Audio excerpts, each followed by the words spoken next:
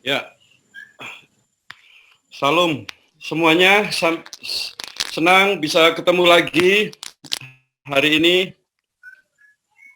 di diskusi kita untuk menjawab pertanyaan-pertanyaan yang selama ini terus dipertanyakan kepada dari pihak-pihak Muslim kepada kita, dan hari ini kita akan membahas satu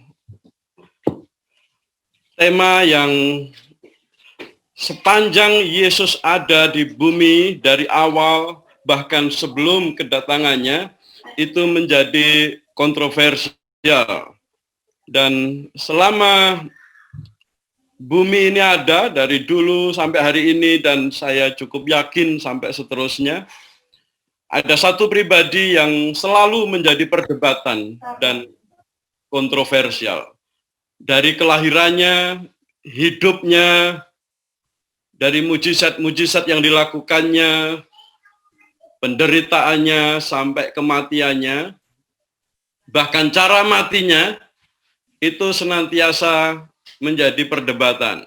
Ya, hari ini IKIM akan membahas satu bagian dari semua kontroversi tadi, dari pertanyaan-pertanyaan tadi, yaitu tentang cara matinya Tuhan Yesus, yaitu tentang penyalibannya. Dan dalam diskusi ini nanti akan dipaparkan materi yang Pak Didit sudah siap untuk memberikan kepada kita pencerahan. 1,5 jam ke depan nanti kita akan pertama mendengar materi, kemudian lalu kita akan buka ruang tanya jawab. Ya, saya Pendeta Lut akan membantu memoderatorin diskusi ini. Kita akan menjawab pertanyaan-pertanyaan umat Muslim tanpa takhiyah, ya, dalam keadaan apapun, dalam keadaan kepepet ataupun tidak kepepet, kita tidak boleh takhiyah, ya. Jadi kita mau diancam, mau celurit ada di leher, kita tetap pertahankan iman kita, yaitu Tuhan Yesus Kristus.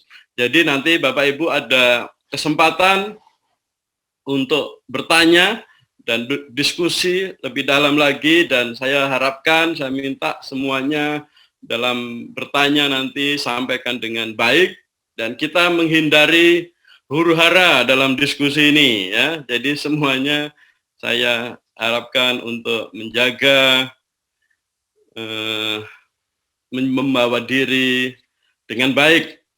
Dan saat ini kita akan menjawab tuduhan sebagian besar umat Islam. Kenapa sebagian besar? Karena saya membaca ada beberapa sedikit dari mereka yang masih terus mencoba mempelajari dan mencari kebenarannya. Sebagian besar tapi menuduh bahwa Yesus itu tidak pernah dibunuh dan tidak pernah disalib.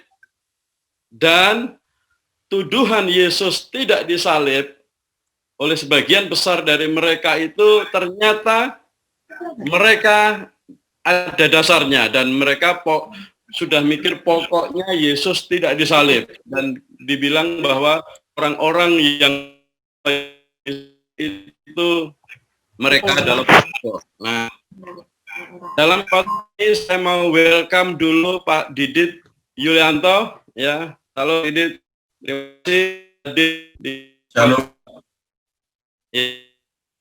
Didit sendiri, dan silakan presentasikan menjawab apakah Yesus disalib. Yesus disalib itu hoax atau benar? Nah, silakan Pak Didit menolong kita semua untuk menjawab tuduhan ini. 20 menit ke depan, silakan. Ya, shalom Bapak Ibu semuanya. Perkenalkan, nama saya Didit, saya tinggal di Pulau Jawa, di Jawa Timur.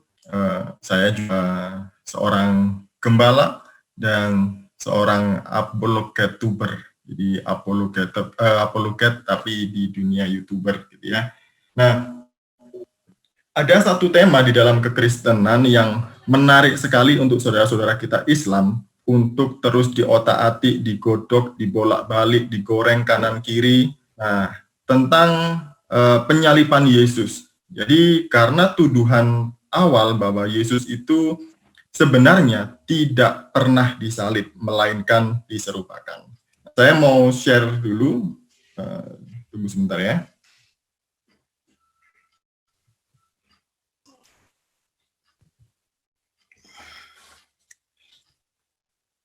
Oke, kelihatan ya? Kelihatan, Pak. Ya. Oke, baik, lanjut. Jadi, benarkah Yesus itu tidak disalib? Jadi penyaliban Yesus itu hoax atau fakta? Karena beberapa tuduhan yang dialamatkan kepada orang Kristen mengatakan bahwa sebenarnya Yesus tidak disalib, itu diserupakan. Jadi ada orang-orang yang diserupakan dengan Yesus ketika peristiwa penyaliban. Ada yang mengatakan yang diserupakan itu adalah Simon dari Kirene. Ada yang mengatakan juga Yesus itu diserupakan oleh Yudas Iskariot.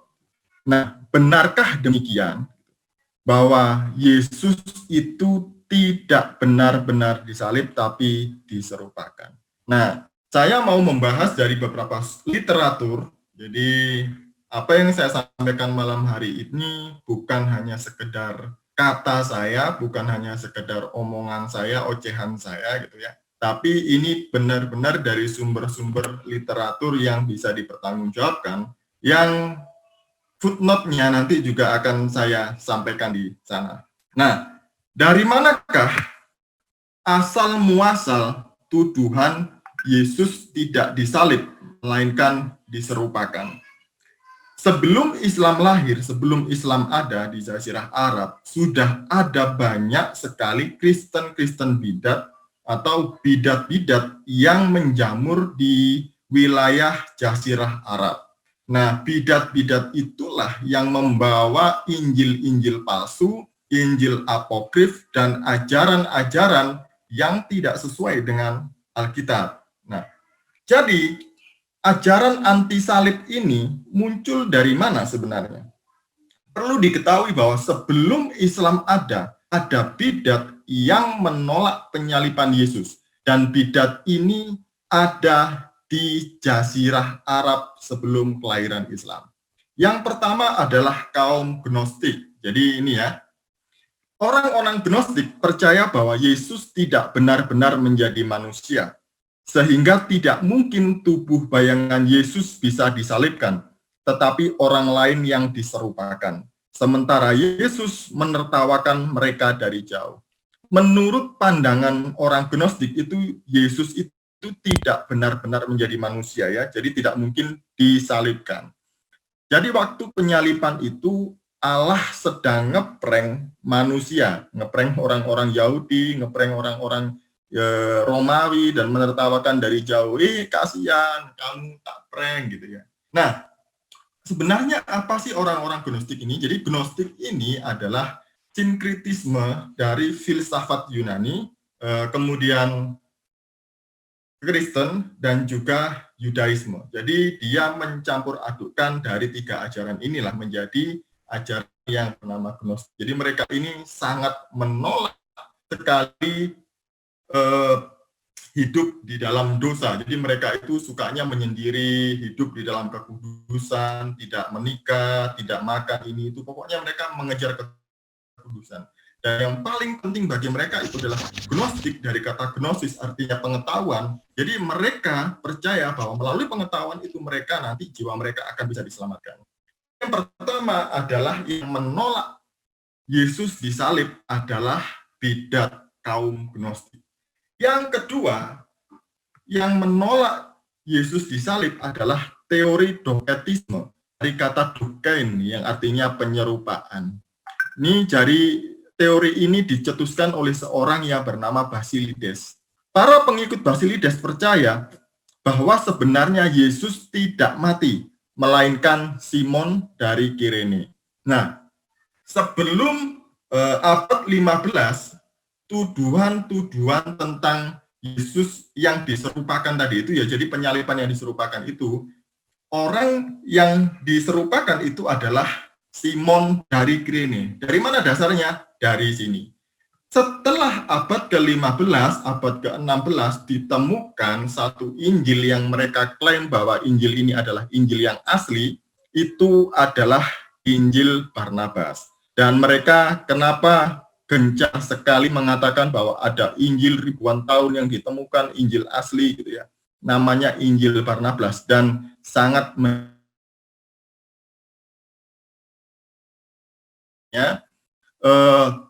wajar kalau saudara-saudara kita dari Muslim mengklaim ini adalah Injil yang asli bagi mereka. Karena salah satu isi Injil Barnabas itu adalah nubuatan tentang Nabi setelah Yesus, yaitu Nabi Muhammad.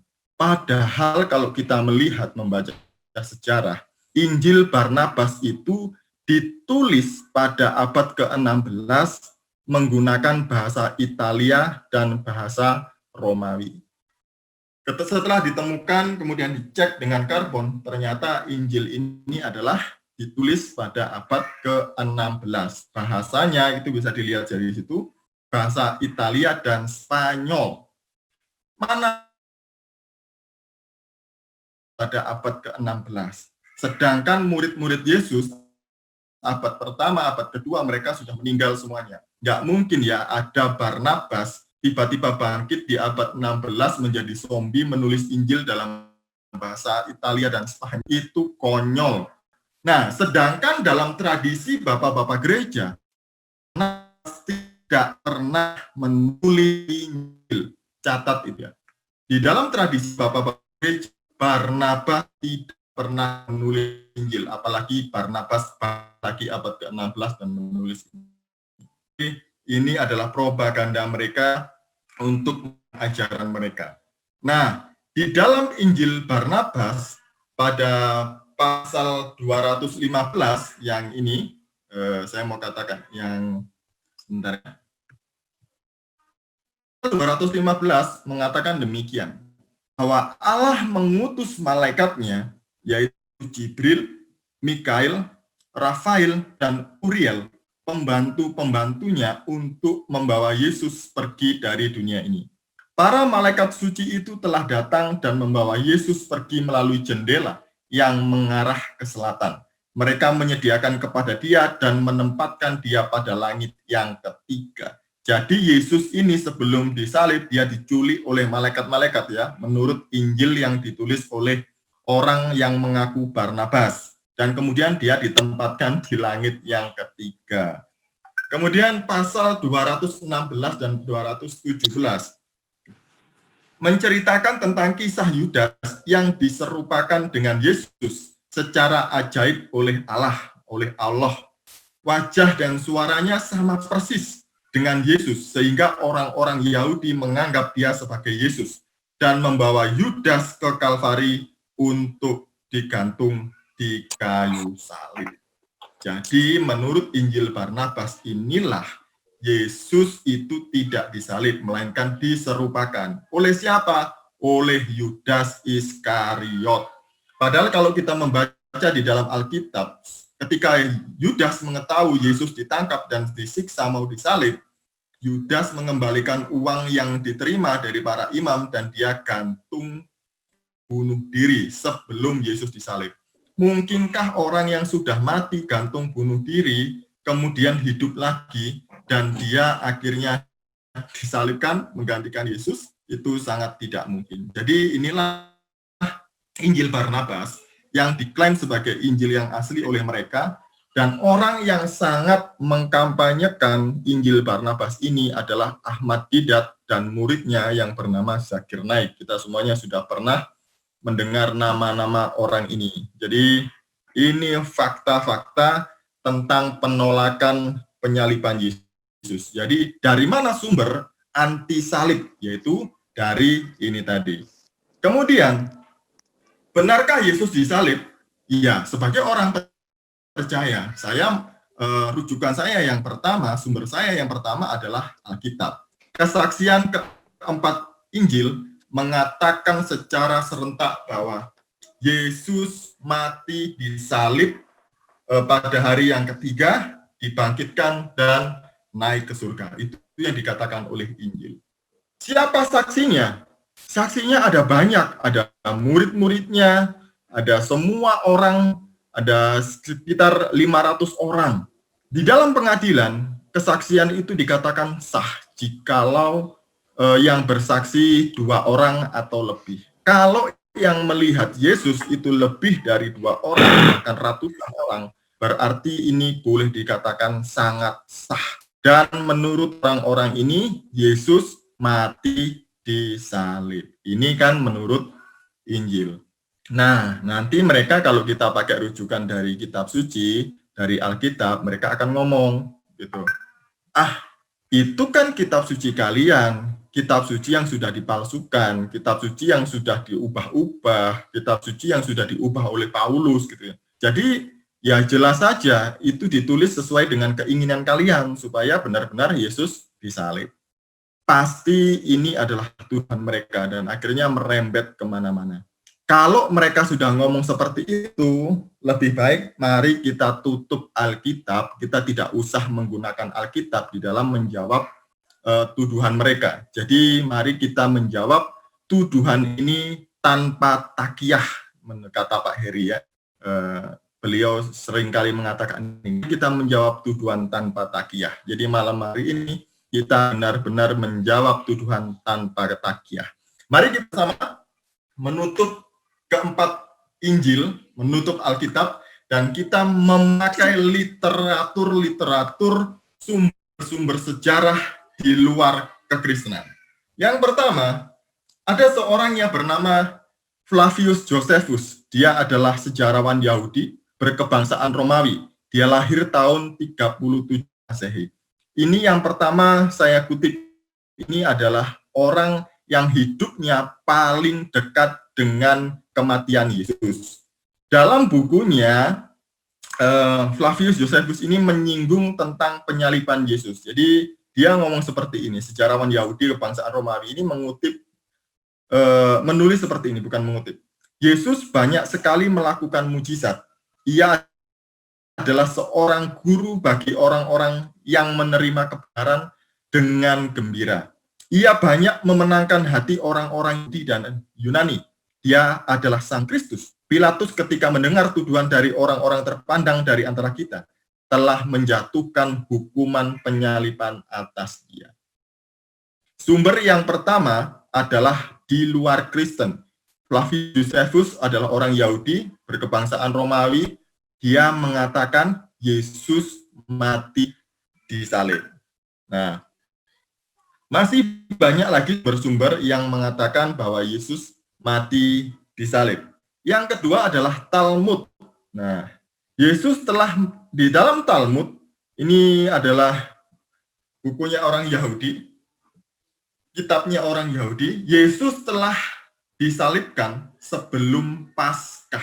Ya, Talmud mencatat, sumber Yahudi mencatat bahwa Yesus telah disalibkan sebelum Paskah.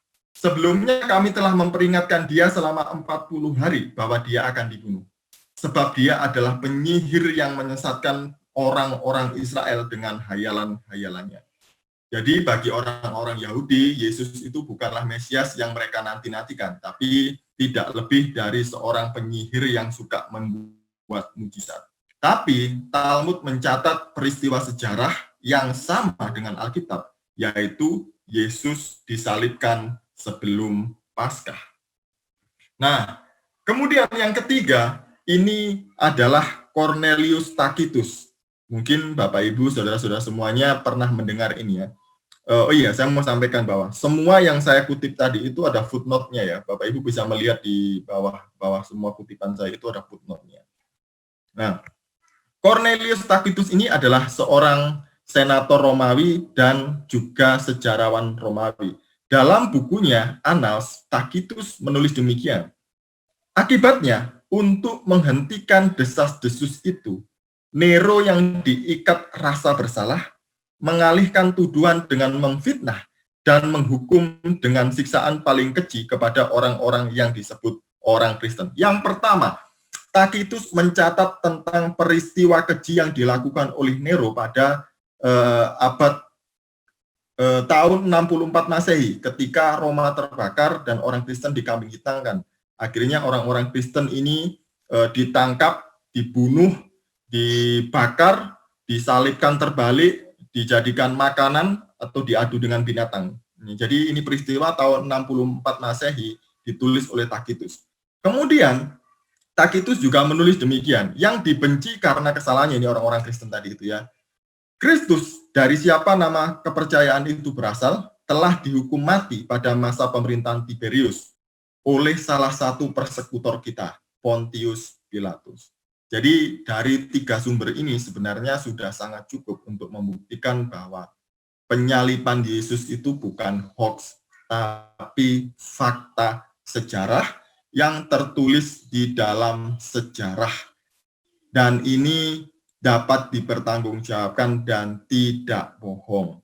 Nah, saya tidak cukup untuk 3 saja supaya kita malam hari ini puas. Masih ada sumber-sumber yang lain yang ingin saya sampaikan kepada Bapak Ibu semuanya tentang sumber-sumber yang mencatat tentang penyaliban Yesus. Kemudian, ini ada seorang filsuf yang bernama Mara Ben Serapion, yaitu ya dia hidup juga pada tahun 170 Masehi. Dalam suratnya kepada anaknya, Mara Ben Serapion menuliskan demikian. Keuntungan apakah yang diperoleh orang-orang Athena dengan membunuh Sokrates? Bencana kelaparan dan wabah menimpa mereka sebagai hukuman atas kejahatan mereka. Keuntungan apakah yang diperoleh oleh orang-orang Samos dengan membakar Pitagoras? Dalam sekejap saja, tanah mereka diliputi oleh pasir. Keuntungan apakah yang diperoleh orang-orang Yahudi dengan membunuh raja mereka yang bijaksana? Yang dimaksud raja bijaksana oleh Mara Ben Serapion ini adalah Kristus atau Yesus. Tidak lama setelah itu negeri mereka hancur.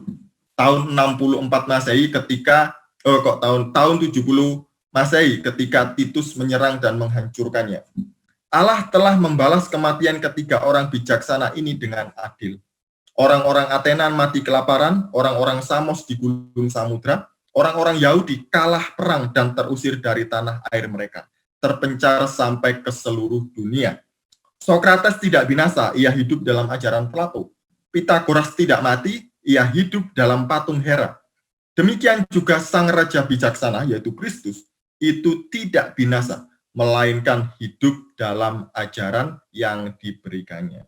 Jadi Mara Ben Serapion ini juga mencatat tentang mengutip dalam surat kepada anaknya tentang peristiwa pembunuhan yang dilakukan oleh orang-orang Yahudi, yaitu mereka membunuh raja bijaksana, yaitu Yesus. Nah, kemudian ini ada Talus yang juga hidup pada tahun 52 Masehi.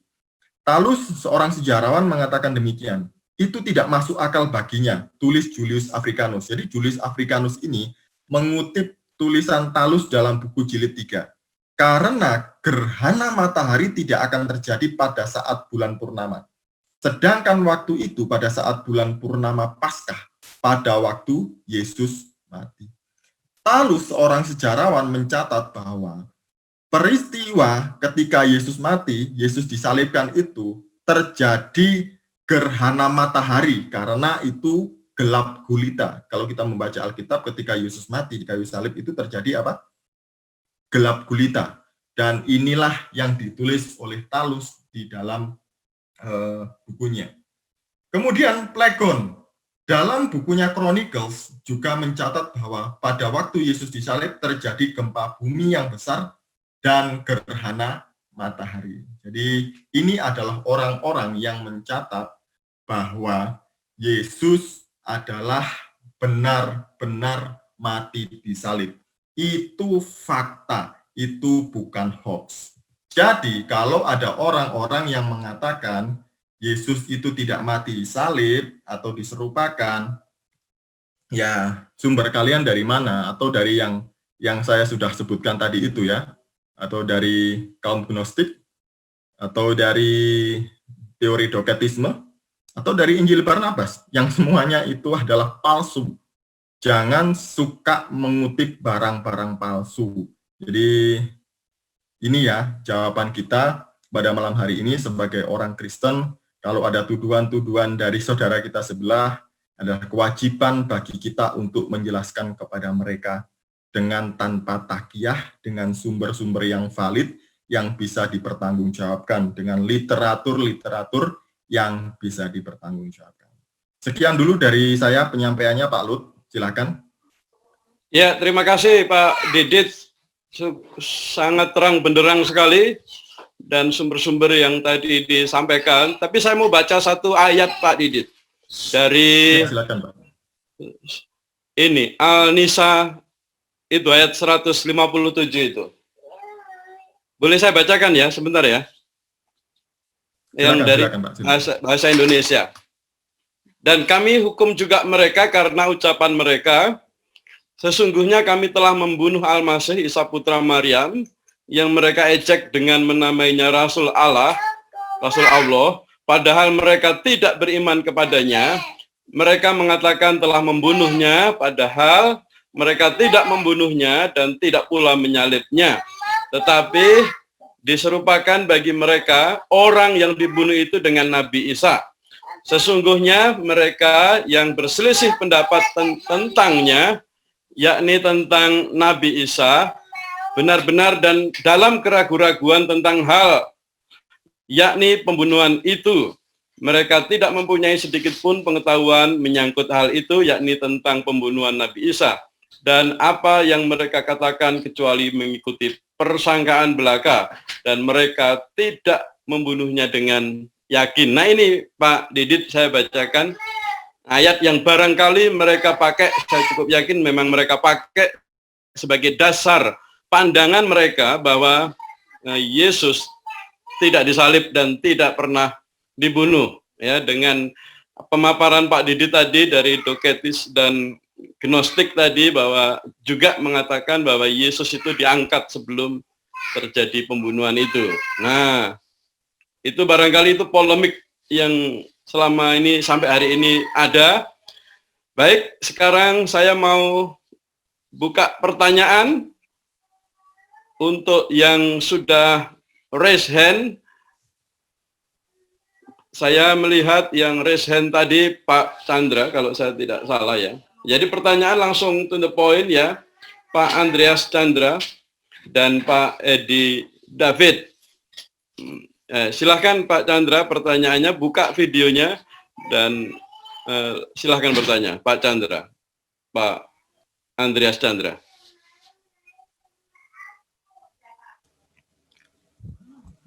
Oh, hilang Pak. Tidak ada ya? Oh, Oke. Enggak, mungkin sinyal Pak, tiba-tiba hilang sinyal pasti. Oke. Jadi kita ke yang recent berikutnya, Pak Edi David. Apa Pak Edi David masih ada di sana? Silahkan di unmute ya, dan tolong buka videonya Pak Edi. Ya, salam Pak. Salam. Silahkan Pak, pertanyaannya langsung Pak, to the point. Ya, ini aja Pak. Semua yang dipaparkan sama Pak Dodi masuk akal semua Pak, udah fakta semua. Belum buka istilahnya buka kita lagi, benar-benar buka hoax Pak yang disampaikan Pak Dodi. Itu semua yang kita bersejarah. Halo?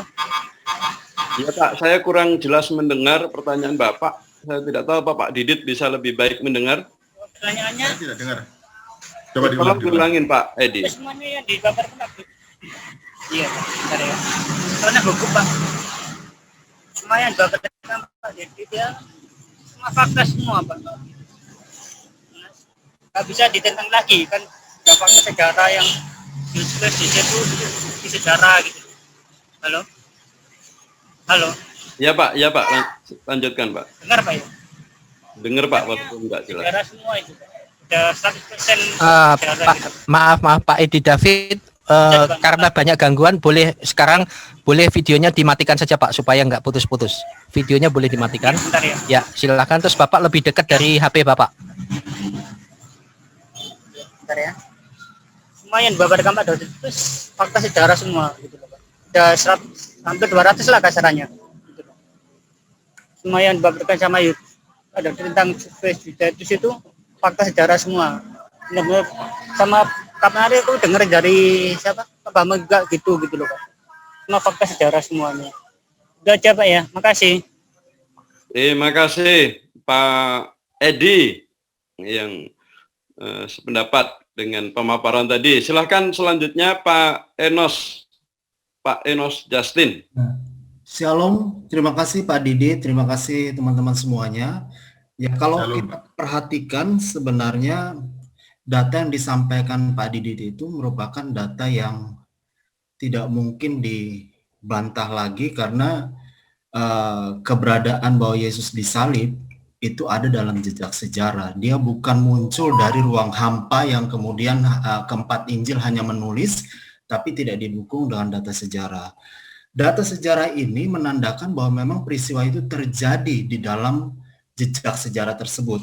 Nah, saya hanya mau menguatkan Pak, dari sisi yang agak berbeda, bahwa pertama yang kita harus perhatikan, yang juga teman-teman muslim juga harus mengerti, bahwa penyaliban itu adalah death penalty. Dari dulu, sejak masa di Mesir ataupun data-data yang lain, penyaliban adalah death penalty, hukuman mati. Hukuman mati itu berarti bukan hukuman cambuk saja. Hukuman mati berarti adalah hukuman sampai mati. Dan kalau kita melihat hukuman mati ini sampai dengan sekarang, sampai dengan saat ini, bagi negara-negara yang masih memberlakukan hukuman mati, polanya sama. Kalau kita perhatikan misalnya di dalam Undang-Undang Nomor 2 PNPS 1964 tentang tata cara pelaksanaan pidana mati yang dijatuhkan oleh pengadilan di lingkungan peradilan umum, dan kemudian dalam peraturan Kapolri Nomor 12 tahun 2010 tentang tata cara pelaksanaan pidana mati disebutkan di situ, apabila setelah penembakan tersebut, pidana masih memperlihatkan tanda-tanda bahwa dirinya masih hidup, Komandan Regu segera memerintahkan kepada Bintara Regu, penembak, untuk melepaskan tembakan pengakhir, dengan menekankan ujung laras senjata tepat di atas telinganya. Pasal 15 pasal 15 ayat 25 dan ayat 26 namanya disebutkan penembakan pengakhir dapat diulangi, penembakan pengakhir dapat diulangi sampai dokter menyatakan bahwa tidak ada lagi tanda-tanda kehidupan. Jadi dalam pola hukuman mati dari zaman dulu sampai dengan zaman sekarang polanya sama. Artinya hukuman mati itu harus sampai mati. Itu polanya. Dulu caranya salib, sekarang tembak misalnya. Tapi polanya tetap sama. Dan bahkan di dalam undang-undang disebutkan bahwa kalau sudah ditembak, kemudian masih ada tanda-tanda hidup, maka harus dilakukan penembakan pengakhir di telinga, untuk membuktikan dia harus mati. Dan pola ini sama kalau kita baca dalam Yohanes pasal 19 ayat 32. Maka datanglah para prajurit-prajurit lalu mematahkan kaki orang yang pertama dan kaki orang yang lain yang disalibkan bersama-sama dengan Yesus. Tetapi ketika mereka sampai kepada Yesus dan melihat bahwa ia telah mati, mereka tidak mematahkan kakinya lagi. Jadi hukuman penembakan pengakhir itu dalam zaman dulu, yaitu dipatahkan kakinya untuk membuktikan bahwa mereka memang harus mati. Terbukti jelas harus mati. Nah, untuk Yesus penembakan terakhirnya atau tembakan terakhirnya adalah ditusuk lambungnya. Jadi polanya sama. Jadi tidak mungkin namanya hukuman mati itu, kalau misalnya orangnya tiba-tiba nih dihukum kemudian masih menggap-enggap, diturunkan, dibalut lagi, disembuhkan lagi, enggak. Kalau masih menggap-enggap harus dihukum mati juga, harus ditambahkan penembakan terakhir. Jadi orang-orang yang menolak bahwa Yesus itu tidak dihukum mati, pertama memang bertentangan dengan data sejarah, dan yang kedua bertentangan dengan kata salib itu sendiri. Hukuman salib adalah death penalty. Beda dengan hukuman cambuk. Hukuman cambuk 40 kurang 1. masih hidup. Salib itu death penalty. Jadi pola hukumannya itu harus dimengerti itu dulu. Kita bisa debat panjang lebar dari teman-teman muslim mungkin bisa berdebat panjang lebar, tapi memang hukuman mati adalah death penalty. Polanya dari dulu sampai sekarang tetap sama. Kalau belum mati harus dimatikan, bukan disembuhkan. Nah, itu mungkin tanggapan saya terhadap penyaliban Yesus dari sisi yang berbeda yang melengkapi yang tadi sudah sampaikan. Terima kasih, Pak Lut. Saya balikin lagi, Pak. Ya, terima kasih Pak Enos yang sudah memberikan perspektif dari Terima kasih, Pak. segi hukumnya. Dan saya masih melihat yang angkat tangan di sini Pak Jeffrey Harimurti. Silahkan Pak bertanya atau menanggapi Pak. Ya, terima kasih Pak. Tadi terlambat, saya juga lagi pas ada di channel saya itu juga banyak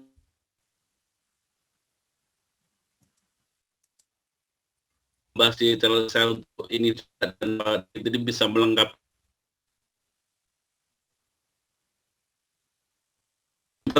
Yang bertanya di channel saya untuk dia mempertanyakan. Di saya suaranya putus-putus Pak. Ya, suaranya putus-putus, Pak. Jadi saya nggak nangkep Pak. Bisa suaranya nggak tertangkap dengan baik Pak. Ya, gitu ya, ya. Pak, itu kameranya tolong dimatikan dulu Pak, biar agak sinyalnya bisa kuat. Oke, tolong dimatikan. Ya, silakan Pak. Dengar ya. Ya,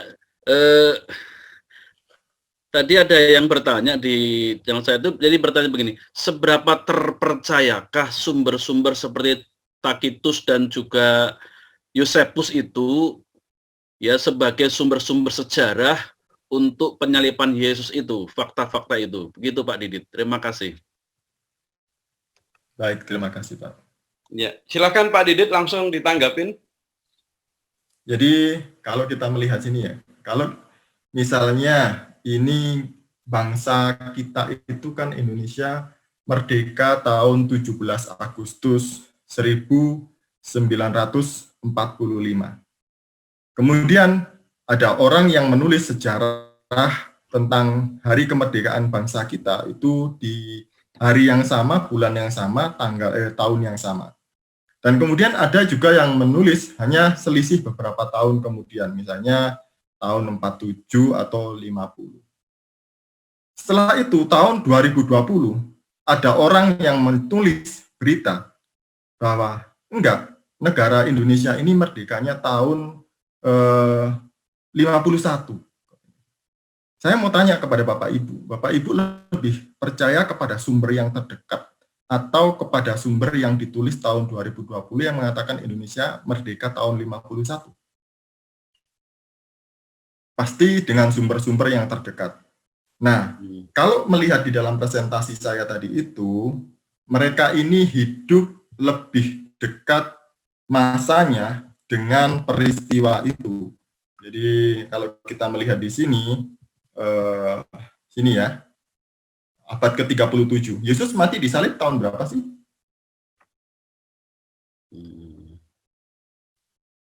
Sekitar tahun 30-an. Oke ya, kita sepakat di situ. Nah, orang-orang ini adalah, Talmud sendiri ini mencatat peristiwa itu juga. Kalau Talmud saya yakin bahwa ini ditulis juga pada peristiwa yang sama dengan itu. Nah, ini Cornelius Tacitus ini juga orang yang paling dekat dengan peristiwa yang terjadi. Ini bukti ini sangat kuat jikalau kemudian ada yang muncul 600 tahun kemudian. Bapak lebih percaya yang menulis ini tahun 37 atau tahun 600-700 kemudian? Ya. Atau tahun 1600, Gil Barnabas. Sudah sangat lama sekali. Kalau saya, orang yang waras seperti saya akan memilih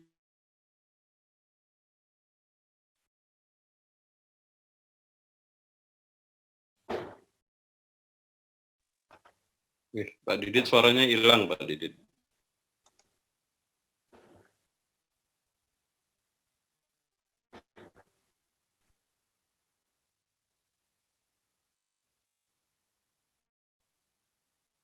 Nah, sepertinya Pak Didit terputus kayaknya. Masih ada namanya di sana tapi tidak ada suaranya. Oke. Nggak ada ya Pak Didit ya. Sambil menunggu Pak Didit kembali. Ya, Pak Diditnya hilang. Nanti masuk lagi. Doakan biar bisa masuk lagi terus. Nah, saya masih ini lihat yang angkat tangan Pak Hin ini. Pak Hin barangkali mau sampaikan, ini saya harapkan bukan pertanyaan ini, jadi tanggapan karena Pak Diditnya nggak dengar ini. Silahkan Pak Hin, nggak apa-apa. Pak Diditnya nggak ada, boleh nanggapin biar kita yang lain juga bisa dengar. Enggak, sebenarnya saya yang itu saya malah ada pertanyaan sih. Nah, itu dia udah. Oh iya, Pak Didit kembali lagi. Pak Didit, ini sebentar Pak Hin, biar tanya dulu, nanti Pak Didit sekalian tanggapin ya. Iya Pak. Ya. Silakan Pak. Tadi ada gangguan jaringan. Oke. Ya. Oke. Shalom Pak Didit. Saya pengen tanya, ini kan kalau dari pihak Pak Didit secara Kristen kan ada buktinya bahwa Yesus itu mati ya. Nah, sekarang aku ingin bertanya untuk sebagai pihak Kristen, untuk kekuatan Kristen kita untuk bertemu orang Islam, ada gak bukti bahwa yang orang Islam klaim bahwa Yesus palsunya itu kan pasti kan dia mati juga kan? Ada gak bukti sejarahnya kalau dia itu mati dan mayatnya masih ada? Kan pasti mayat itu tidak akan bangkit. Ada nggak bukti sejarahnya gitu loh? Sehingga dengan bukti sejarah kuat itu kita akan bisa defense iman Kristen kita gitu Pak Didit. Thank you, itu aja. Salam Pak Hin. Ya. Silakan. Kalau jawaban dari saya, Yesus tidak mati Pak menurut mereka, karena Yesus itu diangkat. Tadi kan saya sebutkan dari itu dia diangkat, diserupakan, kemudian diangkat langsung naik ke surga. Jadi tidak ada mayatnya Yesus. Begitu. Nah, yang dipertanyakan, apakah orang yang dibilang menggantikan, diserupakan dengan Yesus itu kan mati beneran? Oh iya. Okay. Mayatnya ada nggak? Maksudnya itu, betul. Oh iya, maaf. Saya salah tangkap. Terima kasih Pak Lut sudah memperjelas ini. Ya itu masalahnya. Kalau mereka mengatakan itu, buktinya mana gitu? Adakah bukti bahwa orang-orang ini memang mati di salib? Kitab suci mereka aja nggak mencatat ini. Apalagi ada sumber-sumber yang lain. Tidak ada bukti sumber-sumber yang lain terdekat dengan itu yang mencatat bahwa yang diserupakan tadi itu adalah Simon dari Kirene ataupun Yudas. Tidak ada. Matinya bagaimana? Tidak ada. Mayatnya di mana? Kuburannya mereka di mana? Tidak ada. Justru yang mencatat itu adalah Alkitab. Bahwa Yudas mati sebelum Yesus disalib. Jadi tuduhan ya ini sama saja, semua orang juga bisa ngomong seperti itu. Anak kecil juga bisa ngomong seperti itu. Oke, thank you Pak Didit. Terima kasih Pak Didit. Terima kasih Pak Hin. Sama-sama. Nah yang ini loh Pak Didit, ayat kan pandangan teman-teman muslim itu kan didasarkan pada ayat Al-Nisa itu. Itu kan di situ ada penyerupaan di situ. Nah itu bagaimana menanggapinya Pak Didit? Kalau saya disuruh menafsirkan Al-Quran, saya tidak akan menafsirkannya. Tapi ya di situ tercatat seperti itu Pak, diserupakan. Ya itulah, tadi saya katakan tidak jelas diserupakan dengan siapa, oleh siapa. Makanya ada yang mengatakan bahwa yang di abad mula-mula di Kristen awal ya, Islam awal yang mengatakan Simon dari Kirene. Kemudian setelah Injil Barnabas tadi ditemukan, ya akhirnya yang diserupakan tadi adalah Yudas. Tapi memang diserupakan Pak, di sana dikatakan demikian. Iya. Nah artinya saya diserupakan dengan siapapun tidak tertulis dengan jelas Pak. Nah, ya apa saya bisa katakan begini, Pak Didit ini kayaknya bukan Pak Didit yang sebenarnya ini. Tapi saya ini diserupakan. Seseorang yang lain diserupakan mirip dengan Pak Didit begitu. Iya, tidak tahu saya Pak. Oke, sekarang ini ada yang resen Pak Rio Sandi, silakan kalau bertanya atau menanggapi Pak. Ya, terima kasih Pak Lut. Ya. Saya mungkin sedikit menanggapi dari pertanyaan Pak siapa tadi yang barusan? Pak Hin. Pak Hin. Pak Hin ya. Ya, bicara mengenai bukti tadi ya, berdasarkan dari keterangan pihak Muslim sendiri gitu ya. Ya memang saya nggak mau menyentuh ke ranah kitab suci mereka. Ya, tapi memang mereka sendiri nggak bisa membuktikan. Bentar, ini suara dari mana ini ya? Azan ini. Tolong dimatiin dulu. Ya. Itu dari mana ya? Sudah? Bentar, saya cari. Oh, nggak ada. Oke, sudah. Oke, ya. Karena memang kalau berdasarkan dari keterangan pihak Muslim sendiri, nggak ada bukti yang sahih gitu mengenai siapa sebenarnya yang diserupakan ini, tuh kan? Bahkan ada beberapa tafsiran yang mengatakan tadi seperti yang dijelaskan Mas Didit, ada Simon orang Kirene, ada juga si Yudas, bahkan ada juga si Yesus Barabas. Nah, sementara dari kesimpang siuran ini saja sudah semakin tidak bisa membuktikan bahwa siapa sebenarnya orang yang diserupakan itu. Jadi bagaimana mungkin bisa membuktikan secara sahih pula orang yang ketika disalibkan itu lalu dikuburkan itu siapa? Pasti ya makin tidak bisa dibuktikan dengan lebih pasti lagi, karena memang di dalam tafsirannya sendiri orangnya pun berbeda-beda itu siapa yang dimaksud orang yang diserupakan dengan Yesus itu sendiri. Dan ini juga satu pertanyaan, pahannya itu seperti apa? Apakah dioperasi plastik atau bagaimana? Karena operasi plastik sendiri baru ditemukan sekitar tahun berapa? 1818. Nah, ataukah pakai metode-metode yang lain seperti contohnya pakai kuasa Tuhan, mujizat Tuhan atau bagaimana? Tapi saya pikir untuk apa melakukan itu gitu? Ada misi apa di balik itu yang dari rentetan sejarah ataupun tafsiran dari pihak Muslim sendiri pun nggak jelas tujuannya kemana. Kalau memang itu adalah murid Yesus yang diserupakan dengan Isa itu sendiri. Jadi memang nggak bisa dibuktikan gitu. Kalau kita mengambil referensi dari keterangan ataupun tafsiran dari pihak Muslim. Jadi itu yang mungkin saya tambahkan mengenai pertanyaan dari Pak tadi. Terima kasih Pak Lut. Ya, terima kasih Pak Rio sudah menanggapi. Memang kalau mau mencari bukti yang diserupakan itu dan yang mati itu sampai hari ini kita juga tidak tahu ya ada di mana gitu kan. Nah, saya juga sempat mengintip satu videonya Zakir Naik, ditanya sama orang yang datang ke situ, bule yang nanya, apakah itu disalib apa enggak. Memang dia jawabnya dari ayat itu, lalu dia bilang begini, saya sudah puas dengan ayat itu, jadi saya tidak perlu mencari lagi detailnya, saya tidak lagi perlu mencari bukti-bukti, ayat itu sudah memuaskan saya, gitu. Jawabannya begitu, jadi dia yang puas tapi yang nanya nggak puas, gitu kan. Saya juga bertanya-tanya juga mengapa teman-teman Muslim yang berpandangan bahwa Yesus tidak disalib, tidak dibunuh itu tetap yakin, pokoknya yakin gitu sampai hari ini gitu Pak Didit. Nah itu bagaimana itu yang membuat mereka yakin itu apa? Walaupun sejarah tidak bisa membuktikan pandangan mereka. Nah, yang membuat mereka yakin ya, mereka harus percaya kepada kitab sucinya, atau Pak? Menurut saya itu. Karena itu mutlak bagi saudara-saudara kita sebelah. Jadi ya nggak perlu cari-cari yang lain, itu kan dikatakan oleh Tuhan, oleh Allahnya mereka. Jadi kalau Allah yang ngomong sudah pasti benar. Gitu. Tapi sejarah berkata lain. Ya. Saya meneruskan apa yang dikatakan oleh Bang Rio Sandi tadi itu.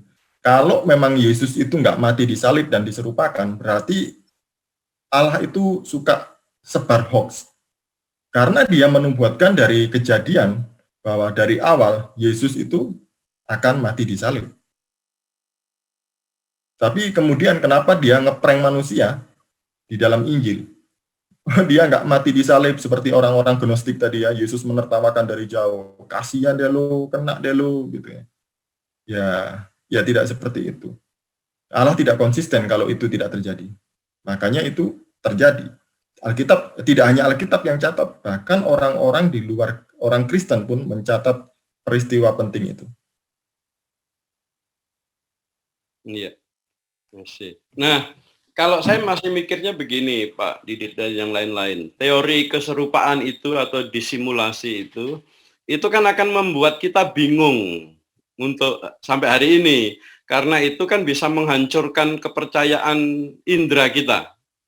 Itu. Kalau kita melihat sesuatu, seperti yang tadi saya bilang, ini saya yakin ini bukan Pak Didit ini ada orang yang diserupakan. Lalu itu kan dasar-dasar elementer dari ilmu pengetahuan manusia itu.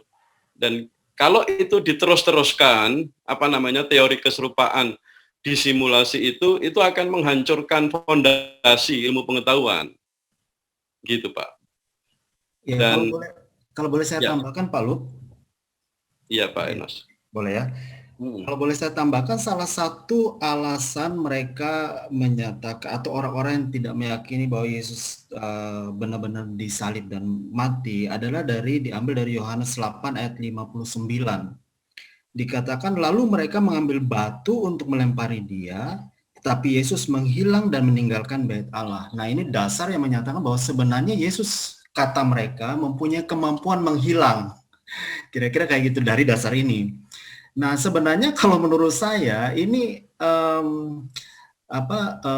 ya orang menafsir-nafsirkan sih boleh saja, tapi menurut saya nafsir-nafsir itu ya tetap harus ada dasarnya. Nggak bisa sesuka-sukanya menafsirkan. Kenapa? Karena memang pada peristiwa ini dikatakan Yesus menghilang dan meninggalkan bait Allah. Tapi ketika dalam peristiwa penyaliban tidak dicatat dia menghilang.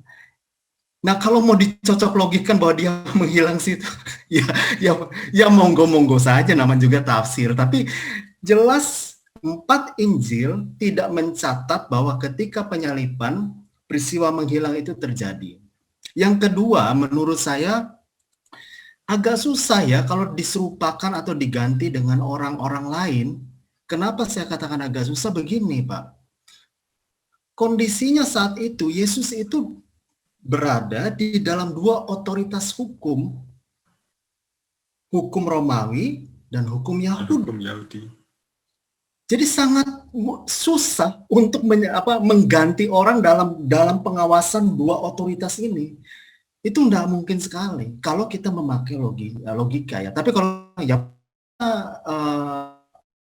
di kitab saya dicatat dia diserupakan, maka percaya, silahkan saja dengan kepercayaan. Kita secara logika, bahkan di Alkitab dikatakan perintah menjaga kubur itu datang dari 2 otoritas ini supaya jangan sampai ditukar. Jadi kalau secara logis saja, pertama saya katakan namanya ada, kalau dalam Alkitab itu sering disebut dui ganda saksi, bahwa satu perkara dinyatakan sah kalau ada minimal 2 saksi. 4 Injil menyatakan hal yang sama mengenai penyaliban Yesus, lebih daripada 2. Data sejarah yang tadi Pak Didit sudah sampaikan juga sudah menyatakan bahwa ada jejak penyaliban itu di situ. Bukti ketiga adalah bahwa namanya hukuman mati dari awal dengan sekarang tetap adalah hukuman sampai mati. Tidak, kalau misalnya kemudian Yesus masih hidup diturunkan dalam keadaan hidup, tidak mungkin. Karena namanya death penalty. Yang keempat, ini orang mau ganti-ganti, susah karena dalam posisi pengawasan 2 otoritas ini. Jadi agak repot untuk kemudian membantah Yesus pernah disalib dan dia pernah mati. Apalagi kalau hanya berdasarkan tadi Yohanes 8 ayat 59 bahwa Yesus pernah menghilang. Dalam Yohanes 8 ayat 59 dinyatakan Yesus menghilang, tapi dalam penyaliban tidak tercatat bahwa dia menghilang. Mau ditafsir-tafsir, ya itu hak masing-masing orang. Tapi kita tidak bisa menafsirkan tanpa punya dasar. Istilahnya mau cocok-cocok logi itu menurut saya terlalu lah. Kira-kira apa? Iya, Pak. Terima kasih Pak Enos. Tapi kan masalahnya kan segala sesuatu yang perlu diluruskan kan harus kita luruskan. Betul. Kan gitu kan. Pakat, Pak. Sesuai dengan fakta sejarah dan apa yang direkod ya di kitab suci. Kalau bagaimana menjelaskan ini, walakin subiha lahum ini loh, yang di Al-Nisa 157 ini. Penafsirannya kan macam-macam gitu kan. Dan saya mengutip ada satu tokoh dari mereka namanya Al-Razi itu. Mereka juga menyebut bahwa ayat itu bisa menimbulkan kehancuran terhadap al-mahsusat itu. Sesuatu yang bisa kita lihat, bisa kita indra, dan itu mengakibatkan nanti munculnya sophistry. Sophistry itu sesuatu yang sangat berbahaya dan bisa menghancurkan juga dasar penting beragama. Mereka catat al-kabar al-mutawatir. Nah, saya tidak tahu artinya itu. Berita yang diberitakan banyak orang sehingga mustahil untuk bohong. Nah, masalahnya antara keyakinan mereka dengan fakta sejarah, dengan tuduhan mereka itu nggak nyambung gitu kan. Nah, pada waktu itu nggak nyambung, ini kan bagian Pak Didit dan ini untuk tampil dan meluruskan supaya sejarah itu benar gitu kan. Dan puji Tuhan kalau mereka mau percaya dan menerima hidayah gitu kan, supaya mereka percaya kepada fakta sejarah dan percaya kepada kebenaran itu sendiri. Gitu kira-kira. Saya sepakat, Pak, karena dari kecil teman-teman kita ini sudah dicekokin dengan pengertian bahwa Allahnya Kristen 3, Yesus tidak mati di salib dan sebagainya. Nah, channel-channel begini ini akan memberikan hak jawab kepada kita terhadap mereka bahwa data-data yang tadi Pak Didit sampaikan itu jelas bahwa 4 Injil yang ditulis di bawah tahun 100 ditambah dengan data-data sejarah Pak Didit sampaikan dan yang sudah saya sampaikan juga mengenai arti pengertian salib dan sebagainya, maka agak susah dibantah. Apalagi yang disampaikan Pak Lut. Kalau seandainya itu diterima sebagai kebenaran bahwa segala sesuatu bisa diserupakan, maka kita akan bisa ragu-ragu dengan teman sebelah kita apakah dia benar adalah Pak Lut atau bukan. Jadi tidak ada kepastian nantinya segala sesuatu yang kita baca ini benar nggak orangnya nih. Nah, itu agak susah, bagi kita yang, dan saya harapkan adalah mari kita sama-sama melihat bahwa agak susah dibantah bahwa memang Yesus itu pernah disalib dan kemudian mati. Kalau dicocok logikan atau ditafsir-tafsirkan sih ya monggo, setiap orang punya hak untuk menafsirkan, tapi data-data menunjukkan bahwa kalau kita biasa bedakan kan antara ada exegesis, ada eisegesis. Nah, kita bicara exegesisnya. Nah, kalau berdasarkan ini, menurut saya agak susah dibantah. Kira-kira gitu Pak Lut. Yang lainnya saya kasih ini deh nanti. Ya, terima kasih Pak Enos. Paling tidak saya tidak ragu-ragu bahwa yang di sebelah saya itu adalah istri saya, itu saya tidak ragu-ragu Pak. Dia tetap istri saya kan, gitu kan. Saya tidak pakai teori penampakan kalau itu. Saya ragu-ragu karena saya nggak lihat Pak. Asli ini Pak Didit, saya mau bertanya sebelum memberi kesempatan. Ada yang resen Pak. Iya Pak Tesalonian, sabar sedikit ya. Saya mau tanya Pak Didit gini, apakah mungkin pandangan mereka itu dipengaruhi oleh pandangan doketis ini Pak, apa yang ditulis di Al-Nisa 157 ini, apa hasil dari perenungan, kan dari banyak sekali penafsiran, diambillah satu ini lalu ditulis gitu. Apakah mungkin begitu Pak?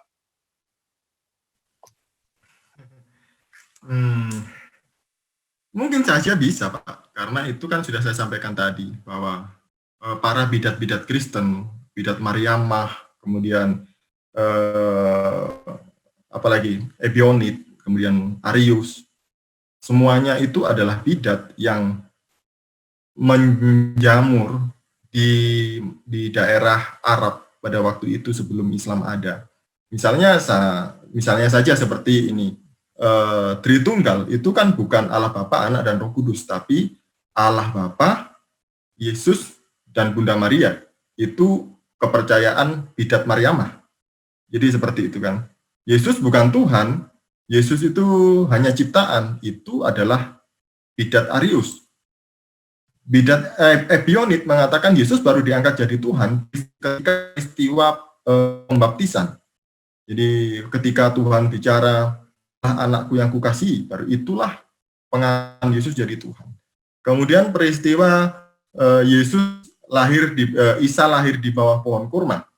Ini juga dari Injil palsu, Injil Thomas, dan lain sebagainya. Jadi sebenarnya sebelum Islam ada, bidat-bidat Kristen sudah catat semuanya itu, Pak. Iya, Pak. Oke, Pak. Terima kasih untuk peneguhannya. Saya silakan Pak Tesalonian untuk bertanya, lalu Pak Edwin. Selamat malam semua waktu Indonesia. Selamat pagi waktu saya di sini di Texas. Sebenarnya benar yang dibilang tadi sama Pak Didit ya, Pak Enos juga. Saya hanya ingin nambahin aja. Intinya sebenarnya manusia itu kan, kita ini kan nggak percaya kalau nggak ngeliat bukti bahwa Yesus itu bangkit ya. Tapi Alkitab sudah jelas mencatat beberapa kali. Saya pernah baca juga bahwa itu memang sudah diprofesai, artinya sudah dinubuatkan bahwa memang Yesus itu akan mati, disalibkan, dan dibangkitkan, dan muncul. Jadi nggak langsung naik ke surga begitu. Banyak teman-teman Muslim saya juga percaya bahwa Yesus itu langsung, seperti Nabi Elia katanya. Saya bilang enggak. No, saya bilang begitu. Alkitab nggak mencatat begitu, karena kepercayaan saya memang Alkitab gitu loh. Jadi kalau kita melihat nubuatan itu sudah ada di kitab Wahyu 1:18 ya. Terus sudah gitu di kitab Lukas, Yesus juga bilang, silakan pegang tangan saya ini. Tolong masukkan tangan saya, Lukas 24:39. Ya, saya bahkan kalau setan itu nggak mempunyai flesh and bones gitu loh, daging dan tulang. Ya, beberapa occasion tempat-tempat yang Yesus muncul pertama kali disebutkan di Alkitab adalah kepada Maria Magdalena dalam Yohanes 20:14-16 ya. Dia berbalik, dia nggak lihat, dia bilang, "Woman, kenapa kamu menangis? Apa yang kamu cari?" Gitu loh. Ya, nanti bisa dibaca itu kitab-kitabnya. Yang kedua, dia memunculkan juga kepada Maria, ibu dari Yakobus, dari James, dari Salome, dan dari Joanna. Dia muncul di 3 wanita-wanita ini. Ya, saya nggak mungkin dia percaya kalau wanita kan biasanya kan cepat memberitakan berita kabar-kabar ini. Ya, ini setelah seorang malaikat berkata, ya, dia telah bangkit, gitu loh. Jadi Yesus telah bangkit. Itu sebabnya sia-sialah kepercayaan kita. Itu yang saya sering kali bilang kalau dalam saya penginjilan sama teman-teman Muslim orang Iran, Egypt, Tunisia di Texas ini, saya sering kali bilang, kalau Yesus saya nggak bangkit, saya nggak akan percaya sama dia. Tapi Yesus juga bilang, berbahagialah engkau yang tidak melihat aku, namun engkau percaya. Gitu. Ya, terus dia munculkan diri. Inilah laki-laki pertama yang disebutkan oleh dalam Rasul Paulus kepada Simon Peter. Dia bilang, dia melihat ini, dia bangkit. Dan dia menyangkal berapa kali kan? Saya menyangkal. Terus dia bilang gitu, dalam kitab Lukas 24:34 dia bilang, "The Lord is risen indeed." Tuhan Yesus telah bangkit, benar-benar bangkit. Dan dia telah muncul di hadapan Simon Petrus. Itu sebabnya kalau kita bilang, Happy Paskah, Happy Resurrection Day, He is risen indeed. Jadi ada indeed-nya. Dia benar-benar bangkit. Terus dia munculkan diri kepada dua di jalan Emmaus. Itu pada saat Paskah, ya, Resurrection Day. Itu sebabnya kita sekarang masih memperingati. Dalam kitab Lukas 24:13-16 sudah menyatakan, mereka sendiri nggak sadar, sudah berjalan sejauh 7 miles dari Yerusalem, dia berkata, saya sudah merinding saat itu. Tapi masalahnya begini kan Pak Tesalonikus, banyak bukti yang disebut dari Injil itu akan tetap menjadi masalah karena sumbernya Injil, Pak. Gitu. Jadi yang tadi Pak jadi menolong gitu untuk membuktikan betul. Sejarah selain Alkitab itu mencatat gitu. Gitu, Pak. Banyak yang mereka umat saudara muslim kita tidak percaya juga banyak, bukan hanya ini. Dari mulai Ishak yang dikorbankan, mereka nggak percaya juga. Jadi kalau patokan mereka nggak berdasarkan sejarah, saya kembali lagi ke diskusi sejarah. Saya tanya sama teman-teman Mesir, coba Anda bayangkan, apakah sama Tuhan yang kamu sembah sama dengan Tuhan Fir'aun, sama Tuhan bangsa Israel waktu dibebaskan dari perbudakan Mesir? Baik. Mereka bingung. Nanti itu kita akan masuk ke silakan lanjut, Pak Tesalonian. Thank you so much. Silakan lanjut. Ya, sekarang Pak Edwin Huta Barat, silahkan Pak Edwin.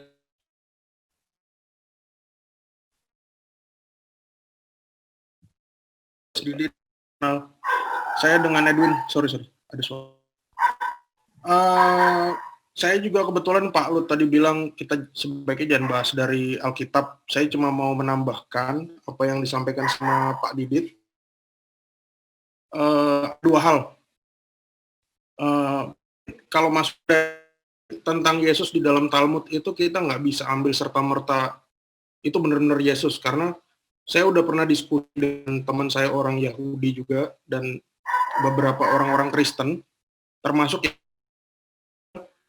bahwa Yesus itu bukan yang di Talmud itu bukan Yesus. Kalau kita lihat kan di Talmud sendiri, contohnya bisa download itu. Yesus yang di situ memang beda dengan Yesus yang dalam Alkitab yang kita sembah. Karena di situ tanggalannya ada juga, tapi digantung dan namanya juga beda, bukan 12 itu. Jadi itu saya rasa sih agak, cuman saya mau nambahin lagi, kebetulan di dalam gereja saya itu ada orang kudus. Di dalam ajaran ortodoks itu ada tentang jana suci atau orang kudus. Benar, ada suara anjing. Nah, di situ kalau kita bisa telaah di luar Alkitab, bahwa mungkin jarang orang tahu, semua orang Yahudi, Islam, sama Kristen pun sepakat bahwa yang menjatuhkan hukuman kepada Yesus pada saat itu adalah Pontius Pilatus.